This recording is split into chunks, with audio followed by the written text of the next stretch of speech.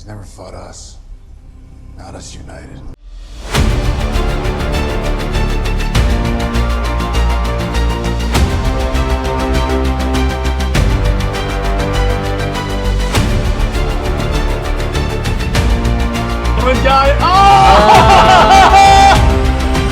My favorite moment in the entire... Maybe I should complicate this before I start speaking here. Welcome to Comics League Indie, well, now Thursday, but Indie Wednesday. This week I'm going to talk about, instead of talking about a book, I'm going to talk about my top 5 indie books that I've covered on the show so far. Kind of like a nice little check-in. So starting off, and by the way, these were in no particular order. Like I'm not saying like in order of most favorite to least favorite. I'm just saying that these are 5 of the books I've enjoyed the most. Number 1 is Geiger by Jeff Johns, because Jeff Johns, the art by Gary Frank really aids in like the immersive quality of the book, and plus he kind of makes the character glow. Then we've got Noctera by Scott Snyder. I like that sort of post-apocalyptic darkness storyline. And then I'm going to go with probably, I would say, I would have to go with Cyberfrog by Ethan Van Sciver, because I love his art. I enjoy his storyline, and it's a solid book. I enjoy reading it a lot.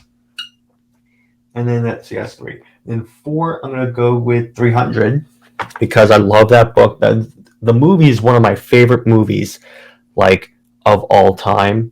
I'm a Snyder fan, but yeah, I definitely really like 300, the book, but particularly since I can hear all the characters' voices in my head. Then 5 is going to be Screecher. I got to support a buddy of mine, and Screecher is actually a really good book. When it gets released, you guys are going to really enjoy it. And those are my top 5 indie books. I will say I have very much enjoyed doing these Indie Wednesday books, because they forced me to like expand my comic book reading library, because normally I was only a superhero, like a Marvel DC guy. But ever since I started doing this Indie Wednesday show, it really forced me to like expand my taste to like more like ideas that I wouldn't necessarily go with, like a Cyberfrog or like Noctera, unless it was done by Marvel and DC. So yeah, that's really ultimately what this book has forced me to do. It's expanded my comic book like market in terms of what I will read, what I will enjoy. Because it's kind of interesting.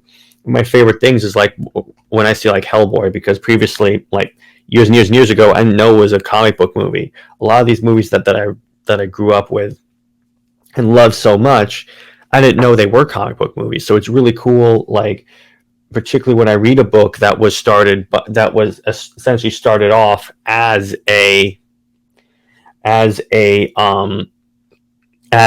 like comic. So it's really interesting, and it's really fun to be able to have all these different books to choose from now. And plus, then I can incorporate them when I talk about like my favorite comic books of all time. But yeah, I also want to say thank you, because this show has been more successful than I thought it was going to be. So it really, really helps. It's a good motivating factor to see that all these shows that you guys like all my stuff, and it really motivates me to keep going with Indie Wednesday and like the other comic book stuff, because really this show has been expanding recently. So it's really fun, and I'm very much enjoying it. I'm glad that the show and channel has sustained so long. We just passed our 2-year anniversary, but really this is the 1-year rebirth of the channel, because before we like stuck at 32 subs, and then I had Wes on, and everything that happened. And I'm really thankful to have viewers, to have fans that tune in every time I go live and stuff. It's really fun. So on that note, stay heroic, and I will see you in next week. And let me know what book either you want me to cover, or I'll pick one from my library that we can cover. I have a few ideas, but let me know what indie book you want to see, what indie creator you'd like me to interview. I've had Gabe on a couple of times. I've had Nick on thousands of times. But yeah, stay heroic, and I will see you in the next one. Bye-bye.